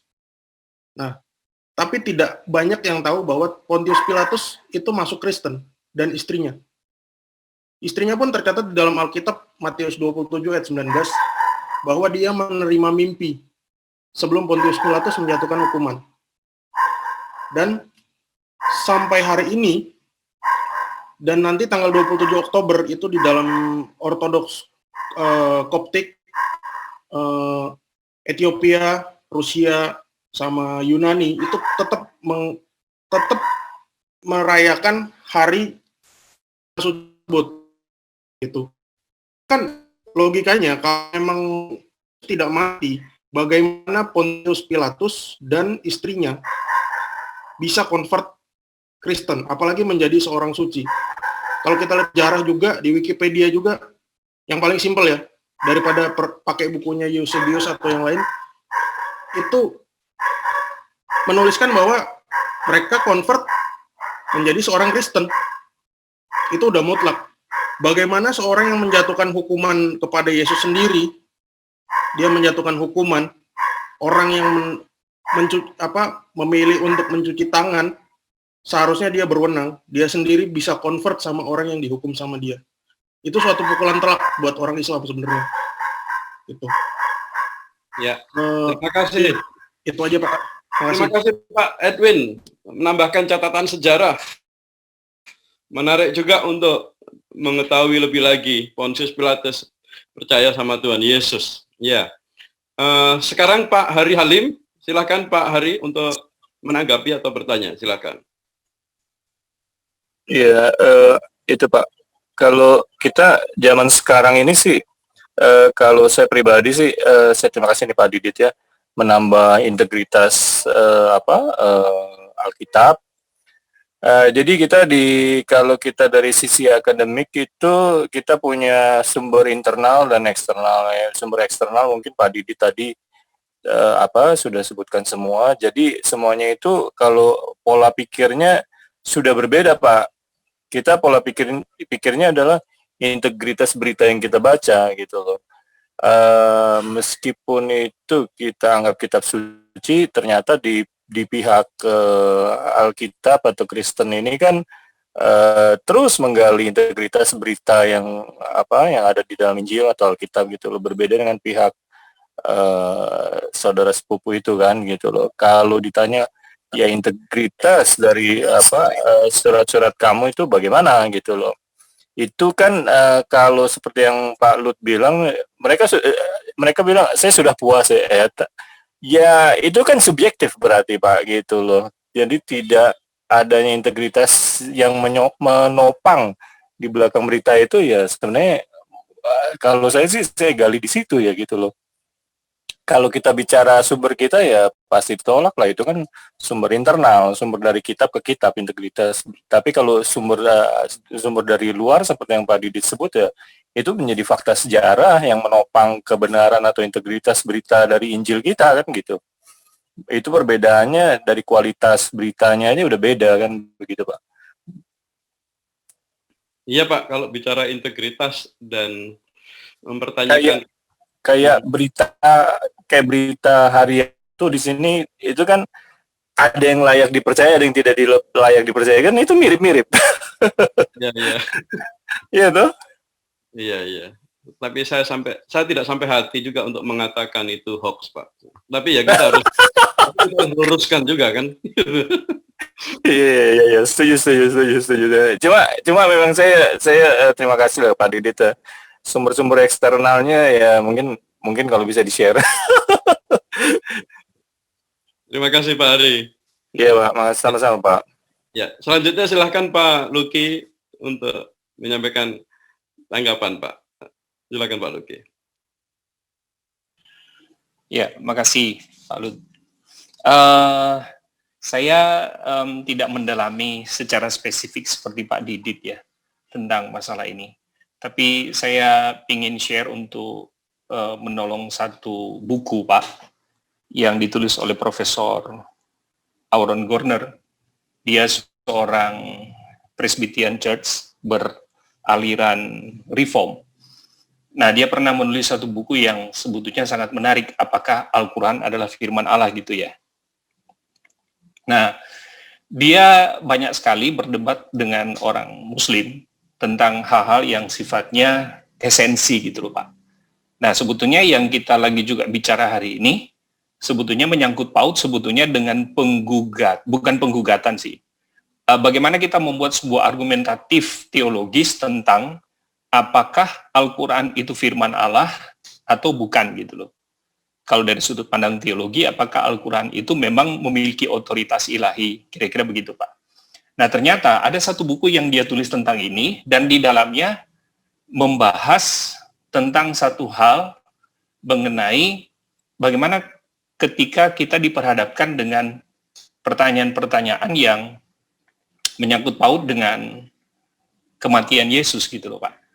Nah, tadi sudah dikatakan tadi, kadang-kala yang mereka ambil itu kan yang surat, An-Nisa ya Pak ya. Ya, surat An-Nisa yang 4 ayat 157 itu gitu. Nah, ternyata menarik karena dia punya argumentasi, ada banyak sih dia taruh di sini Pak. Tetapi saya ingin sharing satu hal saja. Kalau kita bicara tentang teologi itu kan sumbernya ada 3 Pak. Kalau kita mau berteologi, kalau kita belajar di dunia akademik, yang pertama adalah Alkitab itu sendiri kan sebagai sumber autentifikasi iman kita yang memiliki otoritas. Yang kedua adalah bukti-bukti sejarah gitu loh. bukti-bukti sejarah gereja. Dan yang ketiga adalah buku-buku teologi tentu saja. Nah, dia yang menarik adalah dia melihat dari sisi autentifikasi sejarah daripada Al-Quran itu, Pak Lut. Jadi dia mengatakan gini, memang hampir semua sebetulnya teolog muslim sendiri agak sedikit bingung ketika menafsir tentang surat An-Nisa 4 ayat 157. Sebab seakan-akan mau mengatakan bahwa pernyataan itu adalah pernyataan langsung dari Jibril kepada Muhammad kan? Dan kemudian itu ditulis. Nah, sementara sebetulnya kalau dilihat dari sudut pandang sejarah, kematian Yesus itu kan pada abad pertama, dan itu sudah cukup berlangsung sampai kemudian Muhammad ada gitu. Jadi dari konteks bukti sejarah, itu menguatkan sebetulnya bukti-bukti internal, bahkan eksternal tentang kematian Yesus. Jadi itu nggak bisa dihapus tentang autentifikasi bukti sejarah tentang kematian Yesus. Tadi mungkin Pak Didi sudah banyak membahas tentang bukti eksternal dan bukti internal, karena saya terlambat masuk gitu loh Pak. Nah, saya nggak akan ungkit itu. Nah, yang menarik di pernyataan Auren ini adalah, kalau dilihat dari sudut pandang sejarah dan autentifikasi ayat itu muncul, ternyata memang di Islam itu sendiri, ini menarik Pak, mengatakan bahwa setiap turunnya sebuah ayat, itu mesti ada saksi untuk menguatkan autentifikasi bahwa itu berotoritas ilahi. Gitu. Nah, ternyata ayat itu muncul, ternyata memang tidak ada saksi yang mendengar, yang melihat juga secara langsung, itu diberikan kepada Nabi Muhammad. Padahal Al-Quran sendiri menyatakan dengan tegas bahwa hal-hal yang berhubungan dengan autentifikasi firman Tuhan itu atau berotoritas ilahi, dia mesti ada saksi gitu loh Pak. Contoh misalnya di surat Al-Maidah 4 ayat 15. Di situ memang lebih mengarah gini. Jadi kalau diketemukan seorang perempuan berzina, itu dia harus menghadirkan seorang saksi di dalam untuk menyatakan bahwa dia berdosa. Nah, ayat itu yang seringkali juga dipakai untuk mengeneralisir tentang teks-teks yang multitafsir di dalam Al-Quran, aktivitas cukup tinggi. Jadi tidak bisa dipertanggungjawabkan secara teologi gitu loh Pak. Kira-kira gitu. Nah, berdasarkan ini lalu kemudian ternyata memang agak susah untuk kita mau mengatakan bahwa surat An-Nisa 4 ayat 157 ini itu adalah sebuah firman yang betul-betul datang dari Tuhan. Bahkan ada ditulis di sini, beberapa teolog dari mereka itu meragukan bahwa itu adalah dari Tuhan melalui Jibril. Jangan-jangan di dalamnya adalah sudah ada modifikasi dengan sebuah spirit untuk menghilangkan sebuah autentifikasi sejarah kematian Yesus gitu. Nah, saya pikir di dalam teologi kita pun, kalau kita belajar kristologi, ada disebut dengan kristologi atau Yesus sejarah Pak, Yesus sejarah yang dipropori oleh John Dominic Crossan. Saya kira Pak Lut tahu ini, John Dominic Crossan. Jadi teolog-teolog liberal yang berusaha semaksimal mungkin juga untuk menganulir itu kan, menganulir tentang keilahian Yesus gitu, karena dilihat dari sudut pandang sejarah. Tapi saya pikir memang pendekatan untuk pembuktian autentifikasi sejarah turunnya ayat ini yang memang juga perlu kita masukin sebagai data eksternal untuk kita punya hak untuk mempertahankan argumentasi kita gitu loh Pak. Makasih Pak, saya kira itu. Ya, menarik sekali Pak Luki.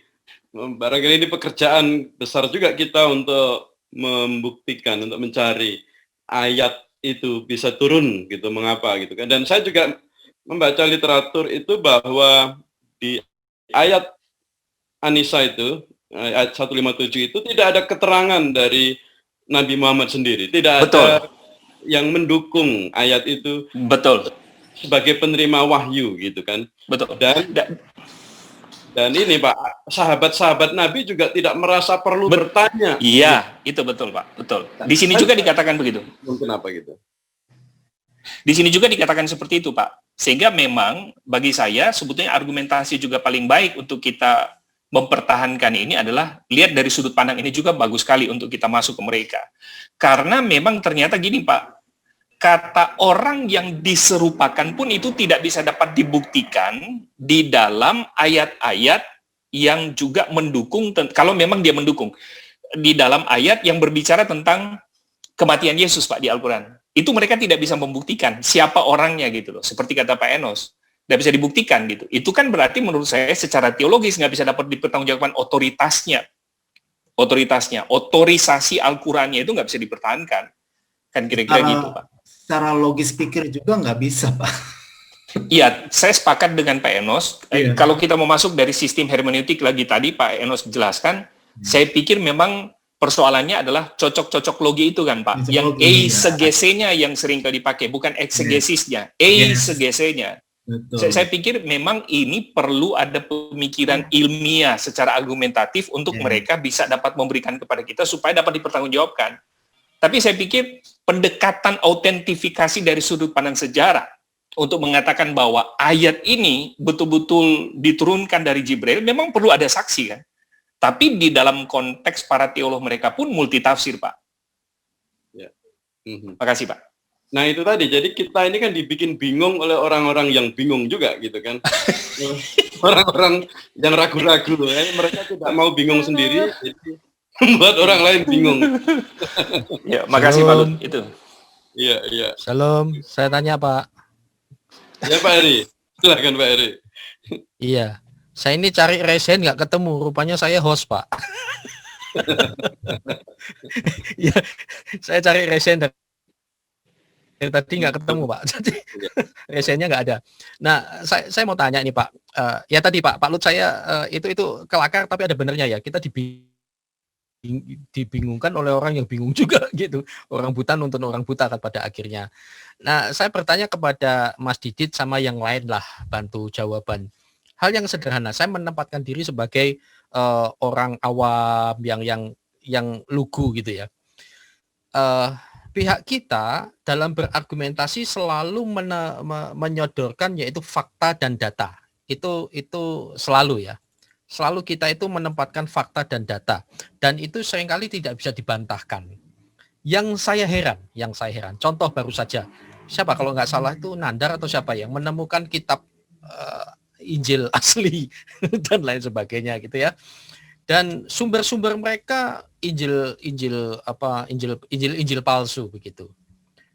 Dan karena itu malam ini kan kita tanpa takiah ya.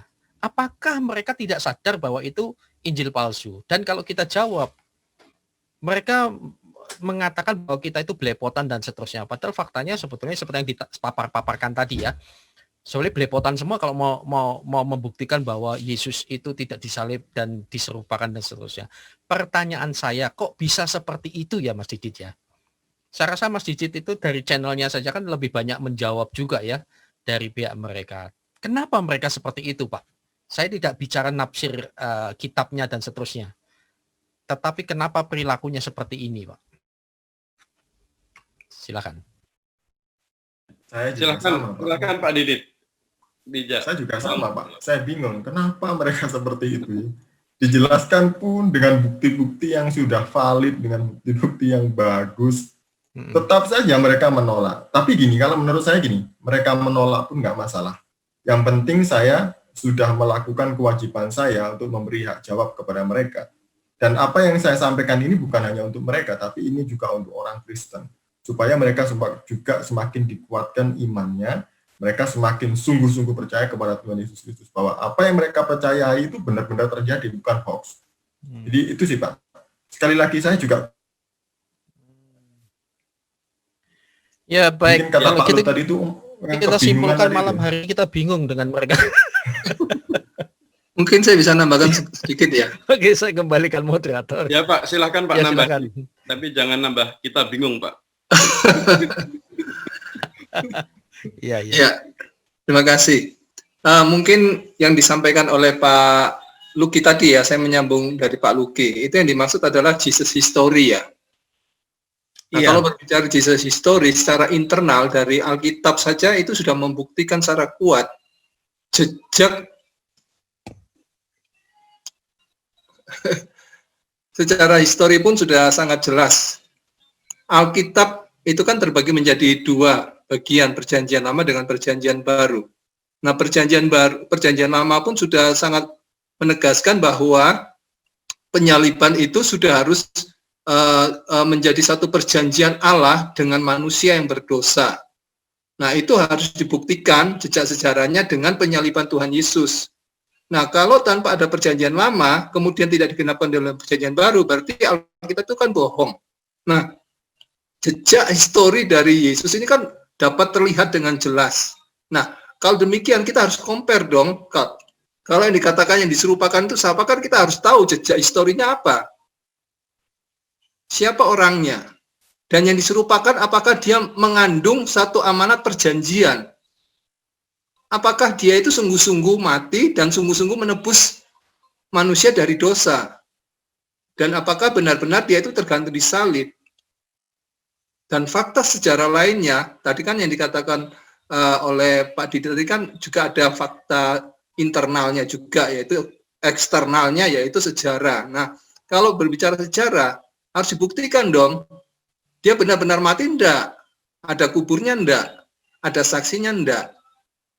Nah, sepanjang yang saya pelajari di bangku teologi, itu buku-buku teologi referensi ini juga sangat mendukung tentang Jesus history. Bagaimana jejak Yesus itu merupakan satu penggenapan akan perjanjian dari Allah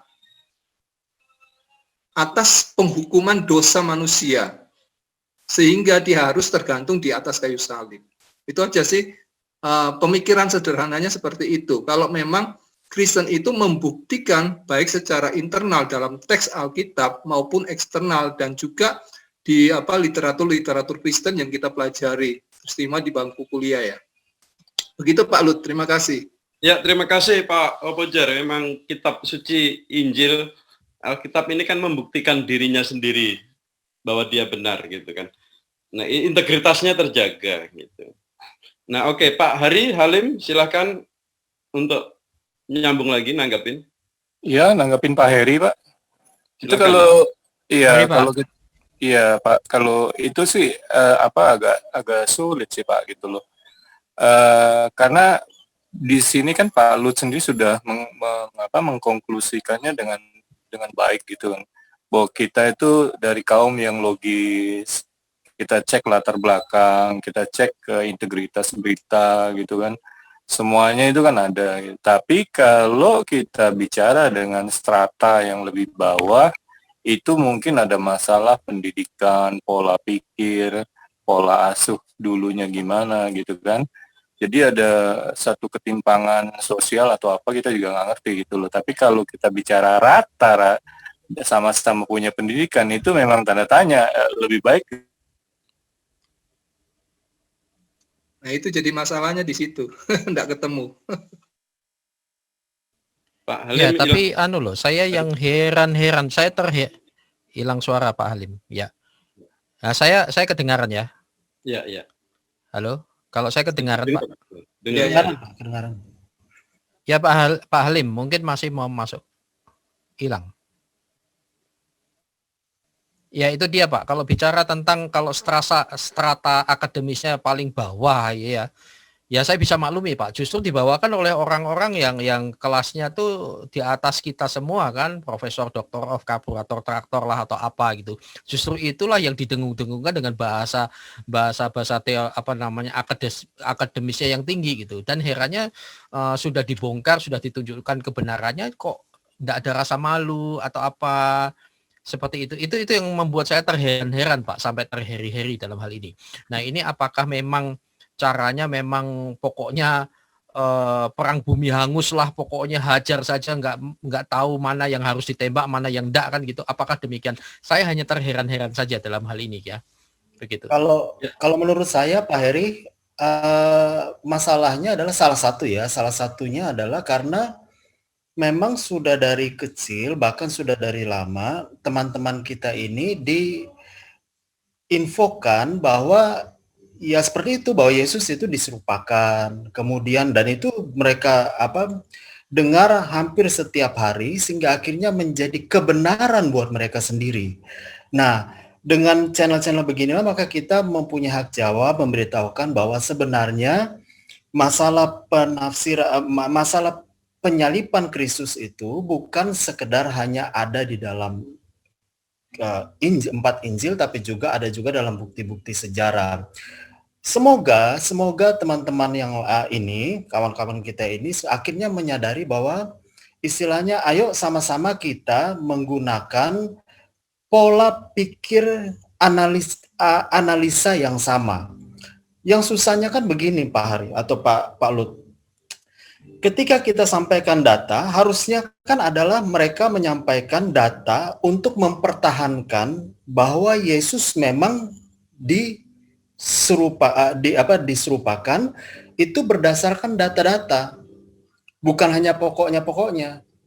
Tapi kemudian ketika ini tidak ditemukan, maka yang dilakukan adalah kutak-kutik ayat-ayat Alkitab untuk membuktikan bahwa apa yang di sini merupakan benar. Ini menurut saya adalah salah pikir gitu ya. Artinya dalam analogi berpikirnya itu salah. Jadi menurut saya itu dasarnya karena memang udah dari kecil dicokokin begitu. Sehingga mereka berpikir bahwa orang Kristen ini, tanda kutip ya, orang Kristen ini binatang aneh. Dan inilah yang kita harus kasih tahu kepada mereka, kita bukan binatang aneh, kita adalah punya dasar-dasarnya gitu ya Pak Lut ya kira-kira ya. Sebalikin lagi deh. Iya Pak, semoga apa yang kita bicarakan ini bisa mengakhiri kebingungan itu gitu. Ya paling sedikit begini ini Pak. Ini Kanur mau bicara Pak. Oke, silakan.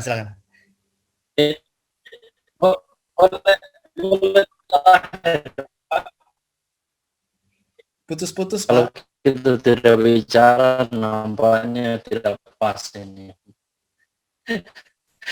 Oke, baik. Putus-putus. Ini luar biasa sekali. Sepertinya sinyalnya tidak kuat. Luar biasa sekali pembahasan kita malam hari ini. Ya, saya berharap suaranya sudah jelas ya. Belum jelas Pak, belum jelas suara Pak. Tidak dapat wangsit ini Pak, potong-potong. Masih lancar? Oh, ya, oke kalau begitu lanjut saja. Mungkin masalah sinyal data saya. Oke. Iya. Sekarang bagus. Silakan Pak. Jawab. Sekarang udah bagus ya? Bagus. Oke, baik. Ya, puji Tuhan. Nah, saya perhatikan memang betul yang Bapak bilang tadi bahwa ini kita Ulangi, Pak. menghadapi Pak Kanuru, putus-putus, Pak. orang yang bingung Jelek sekali Pak ini Pak. berdasarkan Channel, apa namanya? sebuah catatan Sinyalnya nggak bagus. abad ke-7 disampaikan Halo Pak oleh seorang Kanuru, maaf. Pak Kanuru. Halo, Pak Kanuru, maaf Pak Kanuru. Supernatural yang Halo Pak Kanuru. Tidak sampai Pak suaranya Pak, putus-putus. Ya, silakan Pak Heri. Ya, nasib tidak baik hari ini Pak Heri, silakan. Ya, Nah, silakan Pak Heri. Ah, ini malah bagus. Kayaknya Bapak hanya penutup, Pak. Sorry Pak. Dicoba lagi Pak, sekali lagi Pak. Saya ditunggu 1 menit, kalau nggak bisa ya maaf. Silakan. Oh, oke Pak.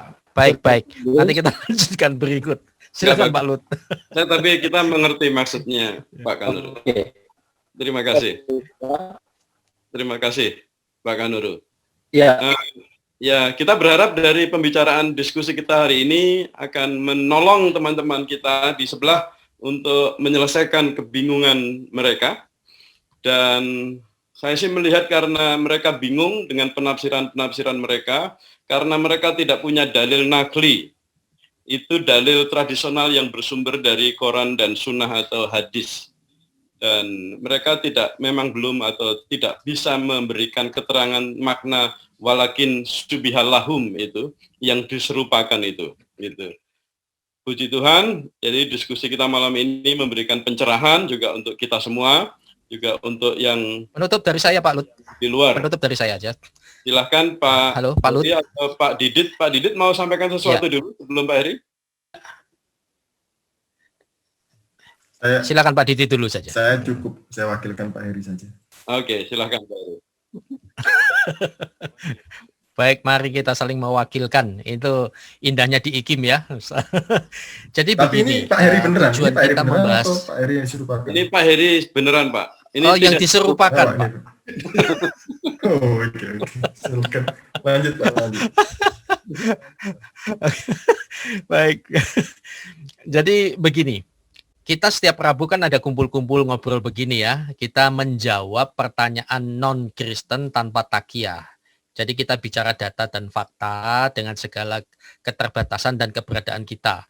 Tapi tujuannya sekali lagi jangan salah mengerti. Karena di kadang-kadang ini saudara-saudara kita yang muslim ini ya, ayo bicara secara santun. Kadang-kadang ketika kita ngomong data dan seterusnya, tidak jawab hanya bilang kafir. Umat berkolor dan lain sebagainya.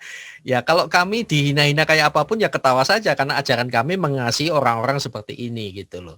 Jadi santun, justru tujuan kita kumpul-kumpul ini bukan menyerang, lihatlah bahasa-bahasa, diikuti ya dari awal sampai akhir. Bukan menyerang tapi justru membantu untuk memberikan jawaban yang data dan fakta gitu. Setuju ya semuanya? Jadi kami di sini untuk membantu jawabannya, dan bagi Anda-Anda yang selama ini terkungkung dengan doktrin yang begitu lama bahwa Alkitab palsu, Kristen itu pengikut Paulus, Yesus menikah dan lain sebagainya. Lah, datanglah kepada sumber yang di fitnah ini gitu loh. Kalau tidak, ini bahaya. Zaman sekarang ini nggak usah takut, nggak usah. Kalau dulu nggak bisa. Kalau sekarang itu Anda di kamar mandi pun sambil nonton ini bisa. Karena ini sekarang nggak bisa. Pakai takiyah itu nggak bisa. Ya, sekarang serba salah loh. Jujur juga akan ketahuan data dan faktanya, apalagi takiyah gitu loh. Akan malah 2 kali sudah jatuh ketimpa tangga. Jadi mari kita main fair dalam hal ini. Jadi tujuannya gitu. Kami membantu dan memberikan hak jawab. Tolong dengar hak jawab kami. Dan Anda yang mendengarkan tentang Kristen ABCDE, tolong, sedangkan dalam dunia sekuler aja, dalam dunia pidana aja bisa mengatakan praduga tak bersalah kan gitu. Ya, itu jadi dewasa. Itu saja, Tuhan memberkati. Saya kembalikan kepada moderator. Ya, terima kasih Pak Heri dan terima kasih Pak Didit dan semuanya. Dari diskusi kita hari ini saya juga belajar sangat banyak sekali, dan dengan ini diskusi kita akhirnya kita tutup. Tadi waktu awal saya lupa berdoa. Tetapi untuk mengakhiri ini mari kita berdoa deh ya. Sekarang doa. Kita berdoa, kita mengucap syukur bahwa diskusi ini sudah berjalan dengan baik ya. Boleh saya minta tolong Pak Budi SD di sana untuk menutup kita dalam doa, Pak Budi. Baik. Mari Bapak Ibu sekalian kita tutup dalam doa. Bapa yang Maha Kasih, kami bersyukur Tuhan untuk perbincangan kami, para apologet, juga para umat Kristiani yang sungguh-sungguh mau belajar ya Tuhan, mengikuti perkembangan-perkembangan yang ada. Kami bersyukur Tuhan sudah utus para senior-senior yang sungguh-sungguh Tuhan pakai untuk meluruskan tuduhan-tuduhan yang tidak benar di luar sana Tuhan. Kiranya Tuhan memberkati Pak Heri dan channel IKIM, juga semua peserta yang hadir pada malam hari ini Tuhan.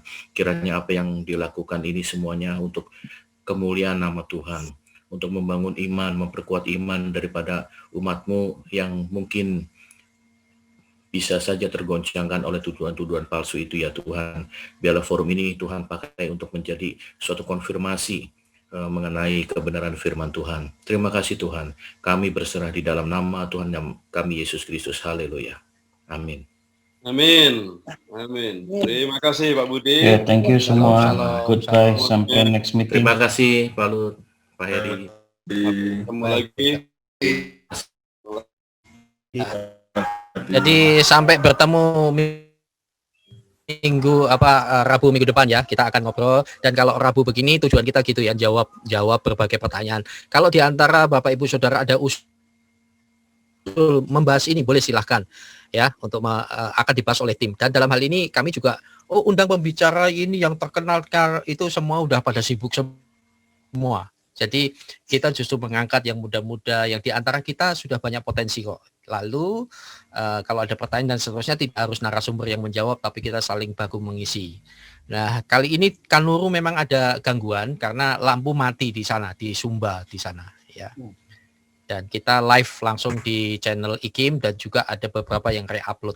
Tuhan memberkati semuanya. Terima kasih Pak Didit yang pembahasannya cukup simple, bagus ya. Biasanya ada yang mau tanya ini Pak, apa namanya materinya, nanti boleh dibagikan. Siap. Oke, Tuhan berkati. Tuhan berkati semuanya.